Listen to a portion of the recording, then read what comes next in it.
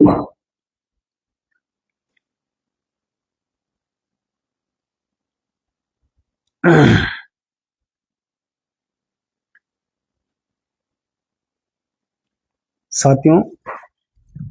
नमस्कार। आपका थोड़ा आवाज को लेकर दिक्कत आ गई थी, तो आपका जो है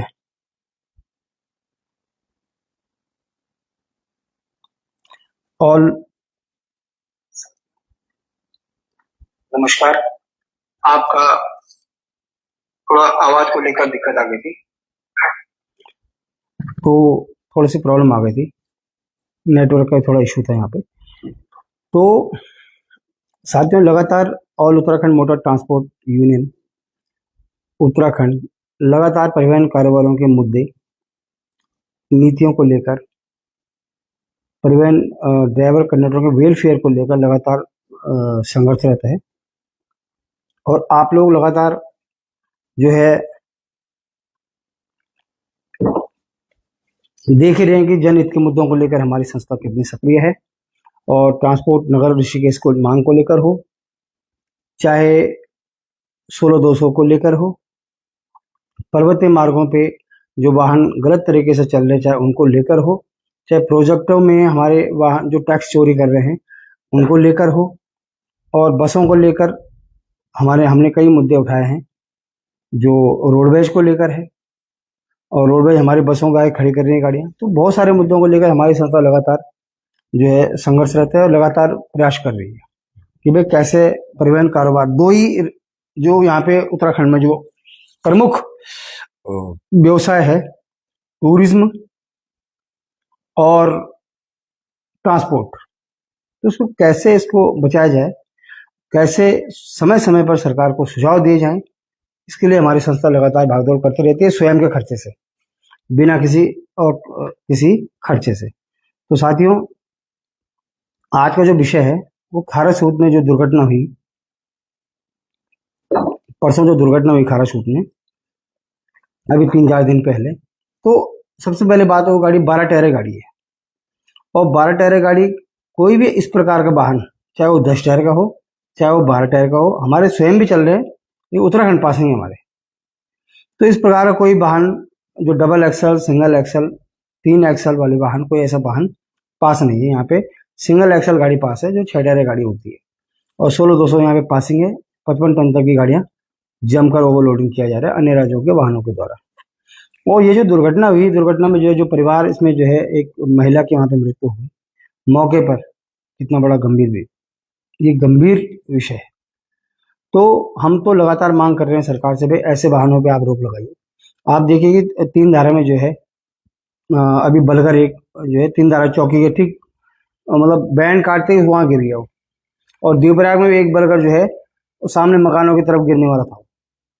तो लगातार ऐसे वाहनों का संचालन किया जा रहा है, लगातार दुर्घटनाएं हो रही हैं। सड़क सुरक्षा की बैठक में भी हम ये बात रख चुके हैं, और सरकार से भी हमने जो है पिछले साल हमारे सभी यूनियन, ऋषिकेश के जो यूनियन है, सबने इसमें जो है एक आंदोलन किया, हड़ताल करी, लेकिन उस हड़ताल का परिणाम कुछ नहीं निकला। परिवहन अधिकारी ने हमको जो है एक हौसला दिया, आश्वासन दिया कि भाई ऐसे वाहनों को हम जरूर रोकेंगे और ये नियम विरुद्ध है, ऐसा हमसे कहा गया।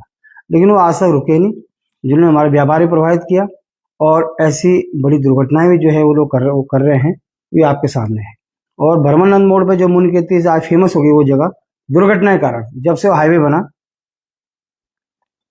तब से आप देख रहे हो लगातार जो ड्राइवर बिना अनुभव के ड्राइवर है, अन्य राज्यों से आने वाले हैं, अधिकतर दुर्घटनाएं वही हुई वहाँ पे। आप देख लो, एक स्लीपर बस गिरी थी वहाँ पे, पलटी थी, जिसमें काफी लोग, 1-2 लोग मारे भी गए थे, और एक डंपर गिरा था सीधा नीचे, उसमें भी जो है 2-4 लोग घायल हुए थे। अभी एक 6 टायर गाड़ी वहाँ पे जो है ईंट की गाड़ी रोकी। तो बिना अनुभव वाले ड्राइवर से बार बार सरकार से ये निवेदन कर रहे हैं, भाई आप जो जिनके पास हिल में गाड़ी चलाने को एक्सपीरियंस नहीं है, आप डायरेक्ट उनको भेज दे रहे हो, वो लोग दुर्घटनाएं कर रहे हैं, मानव सुरक्षा में कहीं ना कहीं जो है बड़ी दिक्कत आ रही है। तो साथियों, एक तो विषय ये है हमारा। दूसरा विषय ये है, इसी विषय को जोड़कर, जो वाहन वहां पे दुर्घटनाग्रस्त हुआ, सबसे पहले उस पर कोई नंबर प्लेट जो था, उसमें 3 डिजिट के नंबर प्लेट थे, एक उसे मिटा रखा था, और वो डिजिटल नंबर प्लेट नहीं थी जो सर्च की जा सकती थी। उसके बाद हमारे कुछ पत्रकार साथियों ने, जानकारों ने, हमारी यूनियन के संस्थान के लोग वहाँ पे गए, उनके द्वारा जो चेसिस नंबर ट्रेस किया गया तो उसमें एक ई रिक्शा का चेसिस नंबर मिला, न गाड़ी में नंबर प्लेट मिल रही है, कोई नंबर प्लेट भेजी जा रही है तो वो ई रिक्शा में शो कर रही है और हरियाणा नंबर की गाड़ी बताई जा रही है। तो हमारा ये निवेदन है, हमारी ऋषिकेश से 7 मार्च को एक गाड़ी चोरी हुई और 2 जीपीएस गाड़ी में लगे हुए थे। गोविंद नगर जो कूड़ा का ढेर है उसके बगल में प्लॉट है, हमारी संस्था के वाहन वहाँ पे खड़ा था, सभी वाहन खड़े थे, उसमें से वो नया 10 टायर जो है 1 साल में चला था गाड़ी चोरी करके ले गया और एक जीपीएस उसने वहीं निकाल के फेंक दिया और दूसरा जीपीएस उसने जो है, कितना शातिर चोर था वो और कितना जानकार चोर था, सोचिए आप इस बात को। दूसरा जीपीएस उसने जो है छपार में निकाला, उसने छपार तक गाड़ी की लोकेशन थी, भाई छपार तक गाड़ी चल गई। उसके बाद गाड़ी कहाँ पहुंची, नूह पहुंची, सीधा नूह जो पहुंची गाड़ी तो उसका चेसिस नंबर इसी प्रकार जैसे इस गाड़ी वाले ने किया, इसी प्रकार से जो है इसने भी जो है चेसिस नंबर बदला और चेसिस नंबर बदलने के बाद जो है गाड़ी का नंबर भी चेंज कर दिया और दूसरा चेसिस नंबर गाड़ दिया, रंग रूंग करके गाड़ी वहां चलने लगी।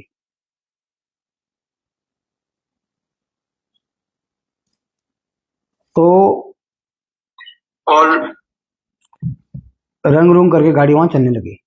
तो हम पुलिस से ये निवेदन करना चाहते हैं, टिहरी पुलिस से, पहले तो चेकिंग व्यवस्था पे बहुत बड़ा सवाल है। कोई ये तो है नहीं कि वो गाड़ी आज ही आई है आज ही उसने मिट्टी भरी, कोई ना कोई लोग इस गाड़ी के पीछे कितने दिन से चला रहे हैं इसकी भी जांच होनी चाहिए। कहाँ पर चला रहे हैं, कौन से थाने चौकी और 112 काली वर्दी सफेद वर्दी वहां पर स्थापित है, वहां पर वो भी जांच होनी चाहिए। तो माना रुड़की में चला रहा है तो वहां पे आसपास के कितने दिन से चला रहा है, कब से चला रहा है, कोई सीसी कैमरों से इसकी पूरी जांच होनी चाहिए। और ऐसे इस प्रकार के वाहन इस प्रदेश के अंदर कितने चल रहे हैं जो अन्य राज्यों से यहाँ पे चोरी करके लाए जा रहे हैं, यहाँ पे चेसिस नंबर उनका चेंज किया जा रहा है, बिना नंबर प्लेट की चल रही है। ये बहुत बड़ा सवाल है। परिवहन विभाग पे भी सवाल है, भाई हरिद्वार है, रुड़की है, सब जगह आरटीओ अब 2-2 कर दिया सरकार ने, पहले एक थे अब 2 कर दी। तो वहां पर भी जो वहां पे भी जांच हो कि भाई ये गाड़ी कब से यहाँ पे चल रही है, कौन इस गाड़ी के पीछे चला रहे हैं लोग, और जो लोग यहाँ पे इस प्रकार की गाड़ी चला रहे हैं तो वही लोग हमारी गाड़ी वहां चोर कर ले आ रहे हैं। अब जो हमारी गाड़ी चोरी, हमारी संस्था की गाड़ी जो चोरी हुई है 7 मार्च को, 3 महीने जो है पुलिस ने लगातार, ऋषिकेश पुलिस ने जो है दबीज दी, बड़े मुश्किल करे। जब वो चोरी करने आए थे तो एक कार पे आए थे वो, तो उस कार के माध्यम से जो है उनमें से एक आरोपी पकड़ा गया जो कि जेल में, 2 अभी फरार हैं, गाड़ी नहीं मिली। तो ये बहुत गंभीर विषय है। तो ये मैं हमारी संस्था जो है इस चोरी को लेकर, ऐसे ही वाहन से हमारी गाड़ी के साथ यही कंडीशन हुई हुई, जब यहाँ से नूह ले गया, हरियाणा ले गया, तो पहले गाड़ी यहाँ से उत्तर प्रदेश से कटने के लिए, जो भी गाड़ी चोरी होती थी उत्तराखंड से, ट्रैक्टर चोरी सीधा उत्तराखंड वहाँ आपके उत्तर प्रदेश। लेकिन जब से योगी जी ने वहाँ कमान संभाली तब से वहाँ आज तक एक गाड़ी नहीं कटी। और उत्तराखंड में भी जो है कम से कम 60% चोरी बिल्कुल हुई नहीं गाड़ियां तब से, जब से उत्तर प्रदेश में योगी जी मुख्यमंत्री बने। लेकिन अब गाड़ी जा रही है नूह। एक बार पहले भी एक गाड़ी ऋषिकेश से चोरी हुई थी, वो भी नूह रोड पे मिली थी गाड़ी, उसका लोकेशन ट्रैश हुआ, पुलिस ने जो है तत्परता दिखाते हुए पुलिस ने गाड़ी पकड़ ली, तो उसने जीपीएस नहीं हटाया, वो गाड़ी भी नई थी। और तारीफ की बात है कि ज्यादा पुरानी गाड़ी नहीं आती, वो बिल्कुल नई गाड़ी, वो गाड़ी भी 1 साल भी नहीं हुआ था, इस गाड़ी को भी 1 साल पूरा नहीं हुआ, जो कि चोरी करके ले गया और चेसिस नंबर चेंज कर दिया वहां। तो हम लोग इस दुर्घटना की पूरी जो है तफ्तीश में जो है पुलिस का सहयोग करेंगे, और कौन इस गाड़ी का वारिस बन के आता है, और जो लोग इससे दुर्घटना से जो है जिनकी मृत्यु होगी उनको क्लेम कैसे मिलेगा और कौन देगा, और कौन सामने आया है अभी तक, ये बहुत बड़ा सवाल है। और इस गाड़ी की पूरी जांच की जाए, पूरी हिस्ट्री निकाली जाए, पूरे परिवहन विभाग में निकाली जाए, हरियाणा में निकाली जाए, चेसिस नंबर ट्रेस किया जाए, इसका ओरिजिनल चेसिस नंबर है कहाँ और ये गाड़ी कहाँ से आई है, सबसे बड़ा सवाल है, इस पर जांच का विषय है। और मैं टिहरी पुलिस से ये उम्मीद करता हूँ कि भाई आप इसमें पूरी जांच करिए, और इस जांच में जो है निश्चित तौर पर जो गाड़ियां ऋषिकेश से चोरी हुई है उन पर तार मिलेंगे, आपको 100% मिलेंगे अगर आप कोशिश करेंगे तो। और हम भी, हमारी संस्था भी जो है, हमारी गाड़ियां जो चोरी हुई है, हम आपको जो है अपनी गाड़ियों की चोरी की डिटेल देंगे, इस बंदे ने चोरी की, कब से चोरी, कब चोरी हुई गाड़ी, कहाँ कहाँ गाड़ियां गई हैं, तो इस गाड़ी का जो चेसिस नंबर है उसको ट्रेस किया जाए, इंजन नंबर ट्रेस किया जाए, और जितने भी गाड़ी में नंबर है सारे नंबरों से जो है कंपनी में, टाटा कंपनी में जो है बताया जाए कि भाई ये गाड़ी किसने खरीदी थी, कब खरीदी थी, और ये गाड़ी कहाँ गई, कहाँ चेसिस नंबर चोरी हुआ, कहाँ इसमें नंबर प्लेट लगी, कहाँ फर्जी नंबर प्लेट लगी, और ओरिजिनल नंबर प्लेट लगी कहाँ गई। ये पूरी जांच का विषय है। जो भी बंदे इसके समक्ष आते हैं उनकी पहले गिरफ्तारी हो और उनसे जांच पड़ताल, पूछताछ की जाए कि भाई ये गाड़ियां, तुमने कितनी गाड़ियां चोरी अभी तक, और कितनी तुम ऐसी चोरी गाड़ी यहाँ चला रहे हो, और यहाँ की गाड़ियां तुम वहां चला रहे हो। तो सवाल ये कि भाई दूसरे स्टेट से चोरी करी और गाड़ी यहाँ ले आए, यहाँ चला रहे हैं, यहाँ से चोरी करी दूसरे स्टेट में ले गए। तो ये बहुत बड़ा गंभीर सवाल है, और निश्चित तौर पर कहीं ना कहीं मैं सरकार से निवेदन करना चाहता हूँ कि भाई एक तो ऐसे वाहनों पे आप बिल्कुल जो है, जो गाड़ी पास ही नहीं है आप जबरदस्ती चलाए जा रहे हो। 52 सीटर गाड़ी शिवपुरी पहुंच गई, हमारी संस्था के द्वारा रोकी गई। क्या ये हमारा काम है? हम पुलिस है, हम आरटीओ हैं, हम परिवहन विभाग हैं, हम इंटरसेप्टर हैं, 112 है, हम ये काली वर्दी है, ये सफेद वर्दी है? बहुत बड़ा सवाल है ये। हम लोग जो है, एक गाड़ी वहां पहुंच गई 52 सीटर गाड़ी, 82 कौड़ियाला, तो उनको कौन रोकेगा जब कोई बड़ी दुर्घटना हो जाएगी। इस महीने की 3 बड़ी बड़ी दुर्घटनाएं टिहरी जिले में। मैं टिहरी जिले के पुलिस को कोई दोषी नहीं मानता भाई, इसमें सरकार ऊपर से आदेश करे, परिवहन मंत्री जी निर्देश करें कि भाई ये इन्हें ऐसे वाहन कैसे जा रहे हैं, परिवहन विभाग इसमें एक्शन ले, एक्शन लेके जो है संबंधित जिलाधिकारी, संबंधित एसएसपी, जितने भी जिले पड़ते हैं सबको एक पत्र जारी करे कि भाई ऐसे वाहनों में तुरंत आप प्रतिबंध लगाएं जो दुर्घटना कर रहे हैं। और चोरी के वाहन भी है, बताओ हरिद्वार जिले में ऐसे कितनी गाड़ियां चल रही हैं जिनसे जो है इस प्रकार का कृत्य हो रहा है, किस टाइम चल रही हैं, कौन इन गाड़ियों के पीछे है। और गंभीर विषय ये है कि इसी महीने के मैं अपनी उत्तराखंड के जो टैक्स, ईमानदारी से टैक्स भरने वाले लोग हैं, 40,000 का चालान एक कटा वहां पे श्रीनगर में, और 35,000 का चालान यहाँ पे कटा आपका कोडियाला में। और एक गंभीर विषय और है, डिस्ट्रिक्ट अल्मोड़ा में चौकटिया एक जगह पड़ती है, कोतवाली चौकटिया में जो है 2,40,000 रुपए का ईमानदारी से टैक्स भरने वाले बंदे का 2,40,000 का चालान कट गया, बताओ। तो ये कानून व्यवस्था केवल उत्तराखंड के परिवहन कारोबारियों के लिए है, चेकिंग व्यवस्था केवल उत्तराखंड के परिवहन कारोबारियों के लिए? अरे बेवकूफ समझा जा रहा है उनको। इतना उत्पीड़न, इतना प्रताड़ना की जा रही है, आदमी काम ही नहीं कर पा रहा है। आदमी स्वतंत्र, अपने काम के लिए स्वतंत्रता चाहता है। बेरोजगारी इतनी बढ़ रही है, पलायन इतना हो रहा है, नशा इतना बढ़ रहा है, रोजगार कैसे करेगा आदमी? तो परिवहन कारोबारी इस टाइम बहुत टेंशन में है। और ये चोरियों का मामला देखो, एक अभी ऋषिकेश में जो है हमारे एक युवा साथी हमारे आयुष नेगी, उन्होंने अपनी गाड़ी डिजीवार कैंप में खड़ी करी, 1,20,000 रुपए के उन्होंने वायरिंग काट के ले गया। बड़ा गंभीर विषय है भाई। वायरिंग, हमारा कहना ये है कि वायरिंग को रात में कौन खरीद रहा है जो तुरंत उनको नशा करने के लिए पैसा दे रहा है? ऐसा कौन सा बंदा है? पुलिस उस तक पहुंचे, ना कि नशेड़ी चोरों को जो है पकड़े, कोई फायदा नहीं होगा। उन भाई ये यार भाई ये नशा करते हैं, ये कर, अरे भाई माल ठीक है, हम मान गए ये नशा करते हैं और नशे के लिए चोरी करते हैं, लेकिन इस चोरी के माल को कौन खरीद रहा है, ये हमारा सवाल है। उस तक पहुंचिए ना, योगी जी की तरह करे, उसको उसको परेड कराओ, उसको पूरे शहर में, पूरे शहर में परेड कराओ उसकी, जैसे बंगाल में हो रही परेड और जो यूपी में हुई परेड, कराओ उसकी परेड। क्यों ना करा रहे हो आप परेड? कानून का अनुपालन करना आपका काम है।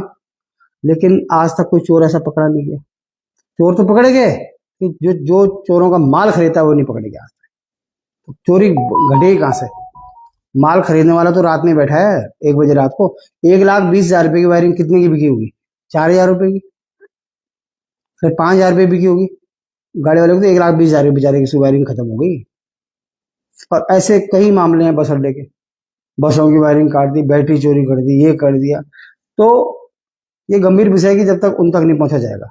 तो ये हम अपनी गाड़ी जो हमारी चोरी हुई है ऋषिकेश से, इसके साथ इस केस को जो है जोड़ा जाए और कितने वाहन ये चोर के ले गए, कितने वाहन यहाँ चोर के चल रहे हैं, इसकी गहनता से जांच की जाए।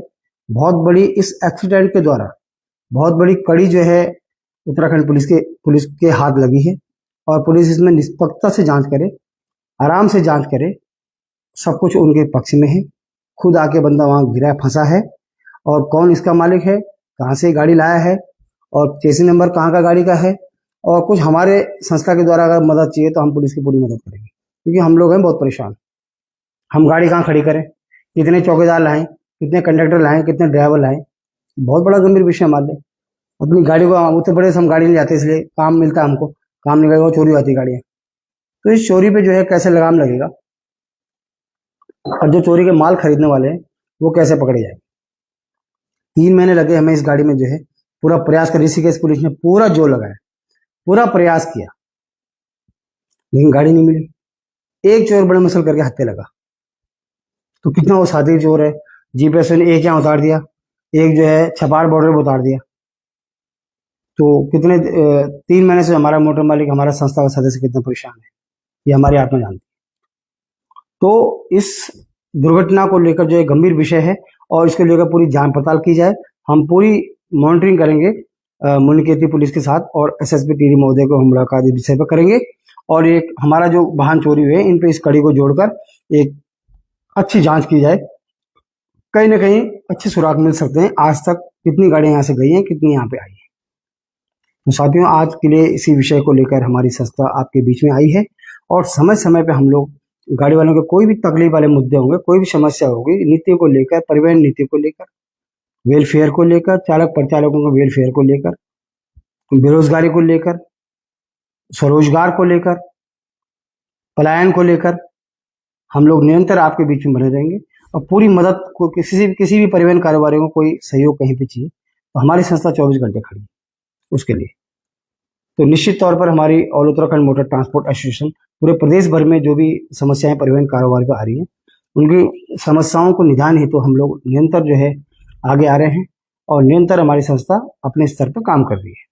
तो आप लोगों का प्यार बना रहना चाहिए और निश्चित तौर पर हम लोग पूरी ऊर्जा के साथ हम सब मिलकर भी, हमारी बहुत सारे कार्यकारिणी का गठन भी हुआ है पूरे प्रदेश के अंदर, जो है लोग हमारी संस्था के लोग खड़े हो रहे हैं और अपने व्यवसाय बचाने के लिए हमारी लड़ाई है। हमारी किसी को दिखाने के लिए नहीं है, हम कोई पॉलिटिकल लोग नहीं है। और जब से मेरा एक व्यक्तिगत ये मानना है, जब से संस्थाओं के बीच में जो है पॉलिटिकली ये चीज आई है तब से संस्थाएं हमारी कमजोर हुई है और कहीं ना कहीं आज उसका दंश जो है पूरे उत्तराखंड के परिवहन कारोबार को झेलना पड़ रहा है। तो साथियों, हम लोग कोई किसी दल से जुड़े लोग नहीं है, हम लोग बिल्कुल जो सही के साथ खड़े हैं, सही काम करेगा, हम निरंतर उसके साथ खड़े रहेंगे, चाहे वो किसी भी दल का क्यों ना हो। और निरंतर जो है परिवहन कारोबारियों का काम करेंगे और सरकार के साथ भी जो है सामंजस्य बिठाकर हम लोग निरंतर अब आपकी आवाज को वहां तक पहुंचा रहे हैं और पत्राचार के माध्यम से, ईमेल के माध्यम से भी और मिलने के माध्यम से हम जो है, कोई अधिकारी ऐसे नहीं है जो जिसे हम गए नहीं है। आपकी जो भी समस्या है निरंतर हमारी संस्था उसमें बढ़ चढ़ कर काम कर रही है। तो साथियों, अगले विषय को लेकर हम तुरंत आपके सामने हाजिर होंगे और सभी लोग इस विषय को लेकर अगर आपको अच्छा लगे तो कमेंट और शेयर और लाइक जरूर करें, अपनी बात जरूर रखें। तो साथियों, जय परिवहन कारोबार को उत्तराखंड के सभी परिवहन कारोबारों को मेरा सादर प्रणाम, उत्तराखंड की जनता को और जो हमारी इस वीडियो को देख रहे हैं उनको भी मेरा सादर प्रणाम। आशा करते हैं कि आप सब लोग जो है भगवान आपको राजी खुशी रखे। उस परिवार को, तो गंभीर विषय है कि जो परिवार इस गाड़ी से हताहत हुआ, जब गाड़ी का इंश्योरेंस है नहीं, तो इस परिवार की मदद कौन करेगा, इस परिवार को क्लेम कौन दिलाएगा, उस ड्राइवर को क्लेम कौन दिलाएगा और ये जो हमारी इस ट्रक से जो है भद्रकाली जो नीचे एक्सीडेंट हुआ, इस ट्रक से जो दुर्घटना हुई है, इससे उसको क्लेम कैसे मिलेगा, ये बहुत गंभीर सवाल है। जब इंश्योरेंस नहीं था गाड़ी का, कोई कागज नहीं है गाड़ी के पास, तो पूरी उसकी जांच की जाए गाड़ी कहाँ से आ रही थी और जब गाड़ी में मिट्टी थी तो गाड़ी में आर्मिनल के माल था तो उसमें रवाना पे कटा हुआ, तो किस नंबर पे रवाना कटा गाड़ी, पूरी जांच पड़ताल होनी चाहिए इसमें। उस परिवार को कैसे जो है हम लोग उसकी मदद कर पाएंगे और क्लेम कैसे दिलाएंगे उसको, ये भी प्रशासन के आगे बहुत बड़ी चुनौती है, पुलिस विभाग के आगे भी बहुत बड़ी चुनौती है। भाई आप लोग क्लेम कैसे दिलाओगे उसे जब इंश्योरेंस ही नहीं है, कौन देगा उसे क्लेम? सरकार भी कितना देगी? 1 लाख रुपए दे देगी। तो मृतक है, सरकार का क्या उत्तराखंड में क्या बैलूज है मृतक को और घायलों को, कितना देगी? लेकिन उसका मिनिमम जो है 10 लाख रुपए क्लेम बैठता है, कौन देगा उसे क्लेम और कैसे देगा? ये बहुत बड़ा सवाल है। और निश्चित तौर पर हम लोग जो है इस विषय को लेकर संपर्क करेंगे। कल हम जो है मुनिगिरी जाकर संपर्क करेंगे, पूरी जांच पड़ताल करके, और उस परिवार को भी न्याय दिलाएंगे और इन जो है अपराधियों को भी, जो इस प्रकार के अपराधी प्रवृत्ति के लोग जो उत्तराखंड में लगातार आ रहे हैं, जो यहाँ की जो है सभी व्यवस्थाओं को खराब कर रहे हैं, परिवहन कारोबार को खराब कर रहे हैं, और यहाँ पे जो पर्वतीय मार्गों में जो वाहनों का संचालन किया जा रहा है, ऐसे वाहनों का हम सरकार से निवेदन करते हैं कि ऐसे वाहनों पर रोक लगाए।